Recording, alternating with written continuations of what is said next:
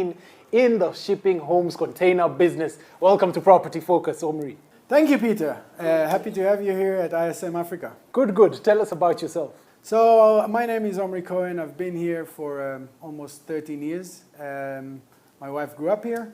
I've been managing a few businesses and running a few of them. And lately, for the past few years, ISM Africa, which is the mother company of ISM Containers. Does one need planning permission when starting out a container homes business? Actually, it's considered to be a temporary structure. But I would suggest to really check on the county level and the specific location that these containers are supposed to be assembled. So generally, it's much easier than conventional construction. And where do you see this trend in the foreseeable future? We are, I think for the last 10 years I've been in this business, I've never witnessed such a growing trend as the last few years. I think people understand that the light construction in general is just the way to go. It's much faster, less riskier, and in most cases even cheaper. How do you insulate a container? Well, not at all. We have few ways to insulate a container. We have PUF panels, which is one option, and the other option that we have is gypsum, which comes with the insulation material. Most of our containers in the most remote and hot places or very cold places are actually equipped with an AC.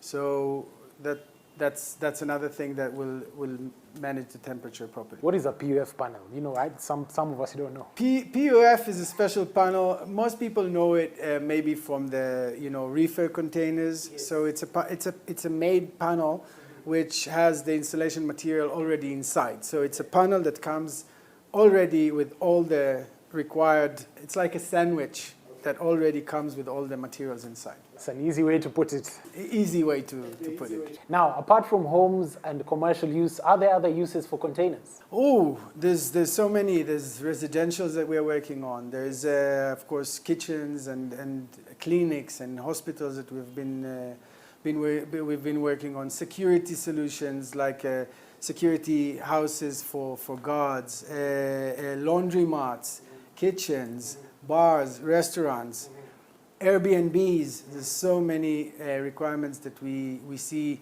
coming towards us, and it's just fascinating how people would love to turn everything into containers because it's also renewable material. So these are containers that went out of the shipping cycle.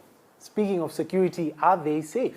Very safe, because our materials are all fire graded. So we have the material is one, then we have in our containers the fire smoke detectors, we have fire extinguishers, and in most cases we also have another door, which is an exit door, to have another exit from the container. What need did you identify to start out this business? I started working on this business about 10 years ago with the UN and with the Lake Turkana wind farm through another company I worked for, which was a huge project for us. And we actually grew the business and to the extent where we started developing new methodologies. I think it's one of the most fascinating businesses to be in because of the magnificent things that you can do with it. And the amazing designs that you can put inside a box, as you call it on your show. And I just think that, inventing every time what can be done in such a space is a fascinating thing. But having said that, you need to know who you work with, because you need to work with people that you can really trust. What would be the standard cost for a 20 or 40-foot container? Very difficult question, and one that I don't intend to really answer because it really changes depending on the design.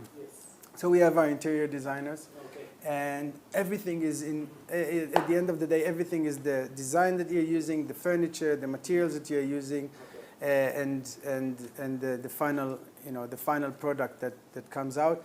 As I said before, it's something that would be more cost efficient than traditional construction, especially when you look at remote places and fast light construction. You can't compare.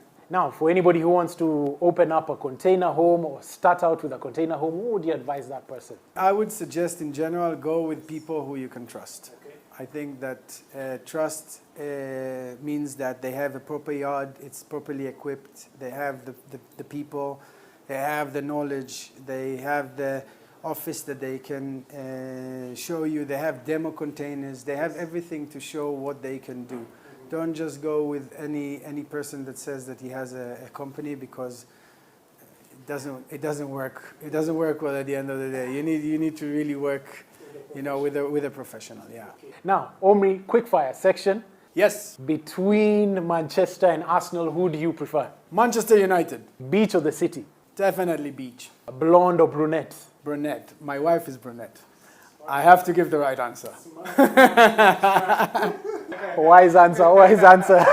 Safe, my friend. Thank you very much for coming onto the show. Thank you, man. And there you have it from Omri Cohen, a shipping container homes expert, and you only had it on Property Focus. Stay tuned. Well, unfortunately, all good things have to come to an end. It's been an absolute delight and quite informative, actually. So, would you actually construct a container home? It's up to you.